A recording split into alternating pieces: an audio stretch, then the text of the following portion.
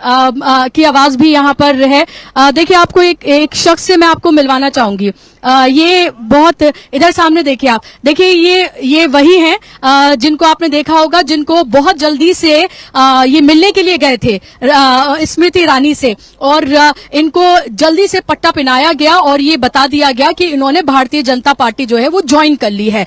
तो इतनी बेसब्री और इस तरह की हताशा थी कि एक शख्स उनसे मिलने के लिए जाता है, वो सांसद हैं यहाँ की, उनसे मिलने के लिए जाता है, उनको फौरन जो है वो पार्टी का पट्टा पहना दिया जाता है और कहा जाता है कि वो भारतीय जनता पार्टी में शामिल हो गए हैं। फिर बाकायदा तौर पर उनको मीडिया के सामने आना पड़ा और खंडन करना पड़ा। एक बार फिर से जरा रिवाइंड कर ले, क्या कुछ हुआ था? दौर चला गया, वो पुरानी बातें हो गई, स्मृति ईरानी का प्रोपेगेंडा था वो समाप्त हो गया। अब नए दौर की बातें हैं।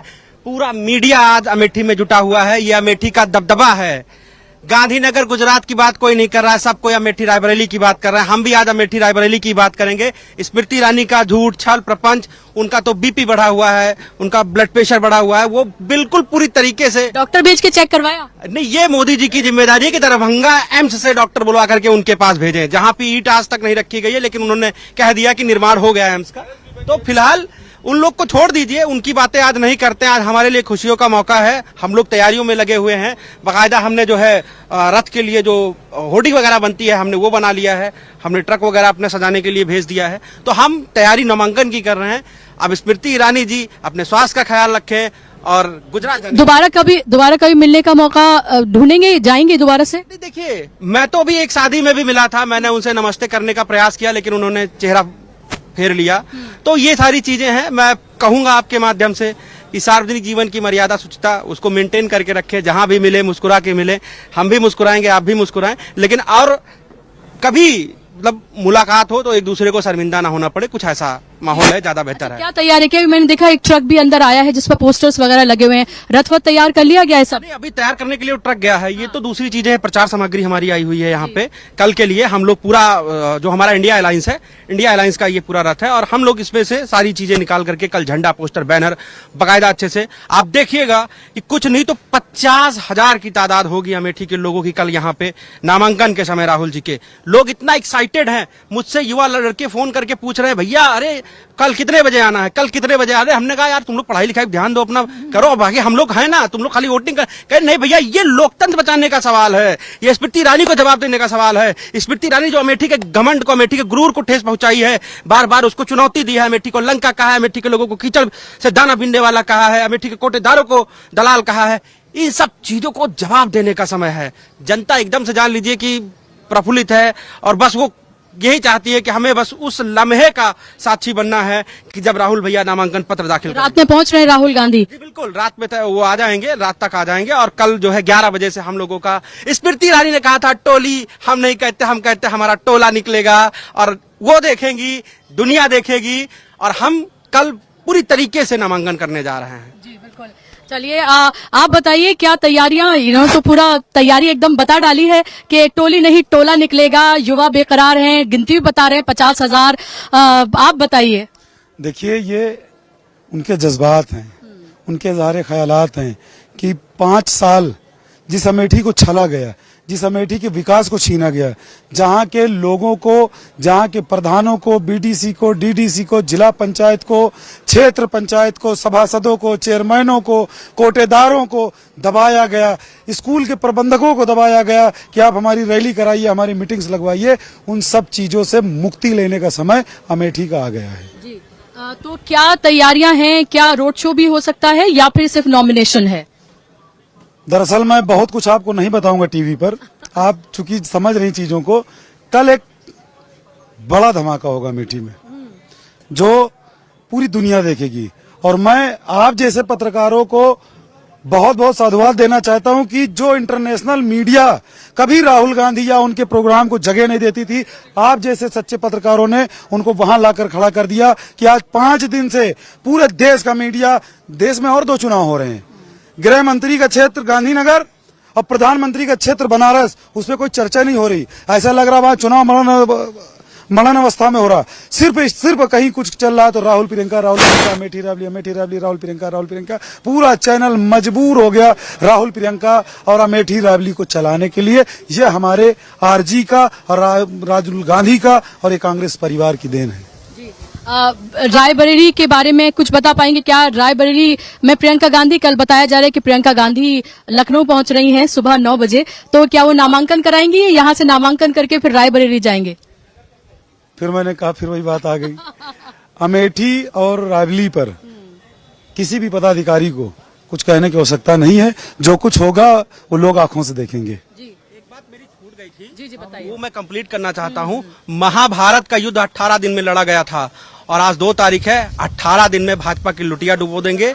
18 दिन में भाजपाइयों को ये बता देंगे कि धर्म युद्ध में कांग्रेस जीतने जा रही है। 18 दिन ही है और 18 दिन में ही सारी चीजें क्लियर हो जाएंगी। 18 दिन में आप सब कुछ एकदम सब अब यही 18 दिन पूरा आप मतलब आप यहाँ का माहौल देखिए, लोगों के चेहरे देखिए। जो कल तक थोड़ा सा निराशा उधेड़बुन में ये वो था, अब वो चीजें नहीं रह गई हैं। अब हर कोई प्रफुल्लित है क्योंकि न्यूज आ चुकी है, खबर आ चुकी है सबके पास। अब हम लोग तैयारी में जुट गए हैं, तो अब ऐसा माहौल है कि बस अब तख्ता पलट कर देंगे। अच्छा, अब तख्ता पलट कर देंगे। तो आप ये देखिए उत्साहित कार्यकर्ता हैं और जी ये कह रहे हैं तख्ता पलट कर देंगे। ये अपनी बातों को यहाँ पर रख रहे हैं। कहीं ना कहीं इनको लग रहा है कि 5 सालों में जो कुछ उन्होंने देखा है उसका शायद मैं बदला वर्ड का इस्तेमाल तो नहीं करूंगी। मेरे लिए है, मैंने स्मृति ईरानी को 19 में वोट भी दिया है, 2014 में भी दिया है। मैंने स्मृति ईरानी को वोट दिया है। मैं एक आम वोटर के नाते देता था उनको वोट। और जो मैंने ये पाप किया था इस उंगली से, अब मैं प्रायश्चित करने के मूड में हूं और ये उंगली अब राहुल गांधी के लिए दबेगी। और मेरे जैसे लाखों अमेठी के नौजवान हैं जिनको रोजगार नहीं मिला, जिनको सांड से हकवाया गया, जिनको आवारा पशुओं से परेशान हो गया, हाँते देखिए अंगुली टूट गई इनकी, ये दिखा रहे हैं। इन लोगों की लड़ाई है। अब हम लोग इस बार लाखों की तादाद में इनको बदलाव लाएंगे। जो लोगों ने वोट किया था पिछली बार स्मृति ईरानी को, हम लोग प्रायश्चित के मूड में है, एकदम से पूरी तरह से प्रायश्चित। 2014 और 19 में आपने ऐसा क्या देखा था जो आपने स्मृति ईरानी को वोट किया था और अब क्या बदल गया है? 2014 में जैसा मोदी जी ने कहा था ना, अच्छे दिन लाएंगे। हम लोग युवा थे, अन्ना आंदोलन से निकले थे, देश में चौम था। उन लोगों ने एक परसेप्शन क्रिएट करके रख दिया था हम लोगों के सामने। हम लोगों के पास चॉइस नहीं थी। 2G 3G जीजा जी ये जी वो जी सारी चीजें करते रहते थे। 10 साल बाद जब आंखें खुलती है देखता हूं ना, तो लगता है कि यार ये तो हमको बेवकूफ बना रहे थे। तो यार हम लोग इतने बड़े बेवकूफ थोड़ी ना है भाई। हमारा देश हमारा है ना, किसी नरेंद्र मोदी का देश थोड़ी ना है। सोचिए, जो व्यक्ति कोविशील्ड वैक्सीन को बड़ी बड़ी दाढ़ी लगा करके मुस्कुराते हुए ऐसे फोटो देता था, ठीक है, कि आप हमारा सर्टिफिकेट लेकर के जाओ, एक दिन में उसने फोटो हटा दी। मतलब आप सोचिए, हम लोगों की कोई वैल्यू है ही नहीं। हम लोग भेड़ बकरी हैं, जैसा चाहोगे वैसे हाँकोगे। जो झूठ बोल दिया। कांग्रेस के मैनिफेस्टो में 48,329 शब्द हैं, एक भी जगह मुसलमान का जिक्र नहीं है। लेकिन ये बंदा कहता है सबका साथ सबका विकास का नारा 24 घंटे जाप करता, चुनाव आते हिंदू मुसलमान करने लगता। ऐसे व्यक्ति को हम तिनके से भी वोट न करें, छुए तक नहीं ऐसे व्यक्ति को, ऐसी घृणित सोच वाली पार्टी को। इन लोगों की पार्टी गंदी है, इन लोगों की सोच गंदी है। तो 10 साल लगेंगे एटलीस्ट ना। जैसे आप एक हिसाब से कह लीजिए कि हम लोग उस समय अंधभक्त थे, अब हम पूर्व अंधभक्त हो चुके हैं। हमारा वो जो चश्मा था वो हट गया है। अब हमको लगता है कि मणिपुर को बचाना है तो कांग्रेस के साथ आना होगा। 6वीं अनुसूची में लद्दाख को बचाना है तो कांग्रेस के साथ आना पड़ेगा, नहीं तो ये सब बेच देंगे। लद्दाख तक को बेच दिया। सोचिए, साफ साफ इनके मैनिफेस्टो में था 19 के कि हम लद्दाख को 6वीं अनुसूची में शामिल करेंगे, लेकिन उस पर भी ये खामोश हो गए क्योंकि ये अडानी को वो भी बेच देंगे। देश का एक एक नागरिक भाई, जिसको समझ है ना, जिसको सेंस है, वो इनके साथ तो कतई नहीं जाएगा। अभी प्रधानमंत्री कल कह रहे थे कि 2 भैंसे अगर किसी के पास हैं तो एक कांग्रेस ले लेगी, 2 घर हैं तो एक कांग्रेस ले लेगी, 2 कारें हैं तो एक कांग्रेस ले लेगी, मंगलसूत्र भी नहीं छोड़ेगी। इनहेरिटेंस टैक्स की वो बात कर रहे हैं। कल आपने देखा होगा कुछ छात्रों को इकट्ठा किया गया था। तो इस सबको कैसे देख रहे हैं? आखिर ये सब करने की जरूरत क्यों पड़ रही है बीजेपी को? ऐसा है, 70 साल में नरेंद्र मोदी पहली चीज तो ये बताया कि उनके घर से राहुल गांधी ने या राजीव गांधी ने या इंदिरा गांधी ने, पंडित जवाहरलाल नेहरू ने क्या छीना? अन्न का जो दाना आज वो घोषित करते हैं ना, बड़ी बड़ी दाढ़ी बढ़ा करके फोटो मुस्कुराते हुए लगा करके ना, उस पीडीएफ के जो अन्न था जो प्रधानमंत्री के द्वारा वितरित किया जाता है, उसको भी कांग्रेस ने ही दिया है। कांग्रेस तो हमेशा देने का काम करती है ना। ये लोग तो छलिया लोग हैं, ये लोग छीनने का बताते रहते हैं।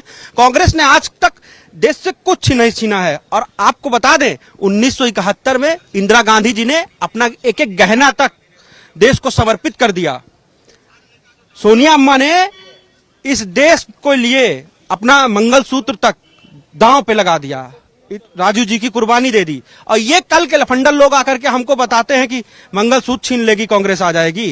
कांग्रेस का इतिहास कुर्बानी देने का रहा है और आज से नहीं, सदैव से रहा है। और इस विरासत को हम जैसे नौजवान, हम जैसे लोकतंत्र समर्थक, हम जैसे जाति धर्म में विश्वास न रखने वाले लोग और आगे तक लेकर के जाएंगे और बुलंदी तक लेकर के जाएंगे। लेकिन नरेंद्र मोदी की जो भी घृणित मानसिकता, घृणित सोच है, हम लोग इसका पुरजोर तरीके से विरोध करेंगे और आखिरी सांस तक करते रहेंगे। तो इन्होंने अपना वो भी बताया कि ये पूर्व अंध भक्त हैं, इनको आपने